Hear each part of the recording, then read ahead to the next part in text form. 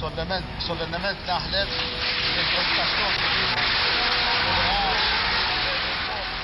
Jum ir-Repubblika kien l-ewwel pass għal ħelsien mill-bażijiet Ingliżi minn pajjiżna.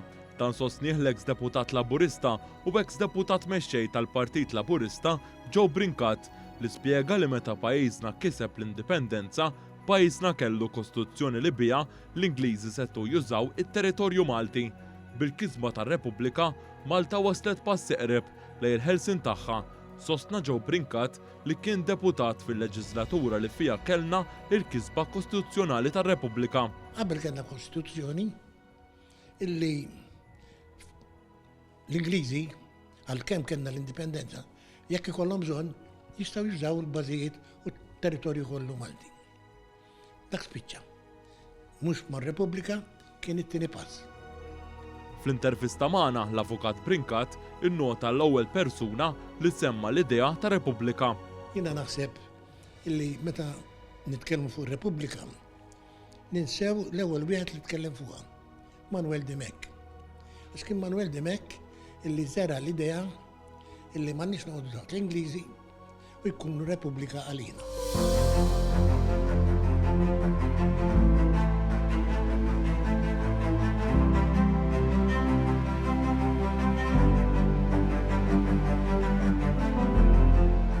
Għaddew diversi deċenji u l-Partit Laburista fis-sebgħinijiet kellu dan il-ħsieb dan wara li pajjiżna kiseb l-indipendenza u kif tela Gvern Laburista fl-1971 beda jirrevedi it-Trattat ta' Difiża.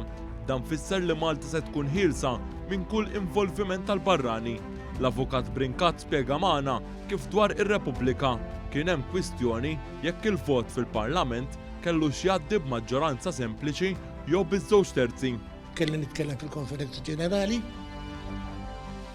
għax konna qed ngħaddu mozzjoni qed tisma'. Jidher li mhux biss argument politiku għandna anke legali. Għax l-artiklu 6 m'għandux bżonn iż-żewġ terzi tal-maġġoranza biex jinbidel.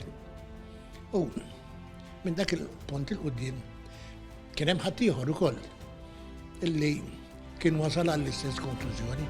Finalment xi deputati nazzjonalisti mill-grupp parlamentari ta' George Borch Olivier kienu vvutaw mal-Gvern ta' Mintoff, iżda deputati nazzjonalisti oħra kienu vvutaw kontra li Malta ssir Repubblika u bekk riedu li r-Reġina tar-Renju Unit tibqa' l-kap tal-Istat Malti. Meta staqsejna l-avukat Brincat dwar iċ-ċelebrazzjonijiet huwa qal magħna hekk. Kienu spontani u kienet xita warra Pwiċċek. Jiġifieri tippretendix li kien hemm sporti ta' nies.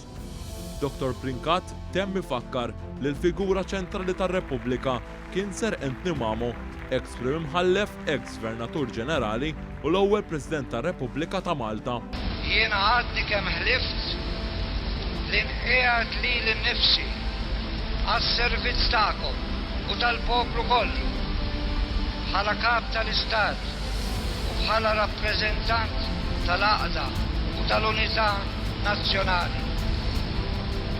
Intom ukoll, kull wieħed minnkom, għandkom teħilfu u twedu fis-skiet ta' qalbkom li taqdu il-parti tagħkom bil-għaqda, l-onestà, mhux bl-egoizmu jew bi-spirtu sezzjonali, iżda fl-interess ta' għajrkom u tal-pajjiż li għandu jiġi l-ewwel u qabel kollox.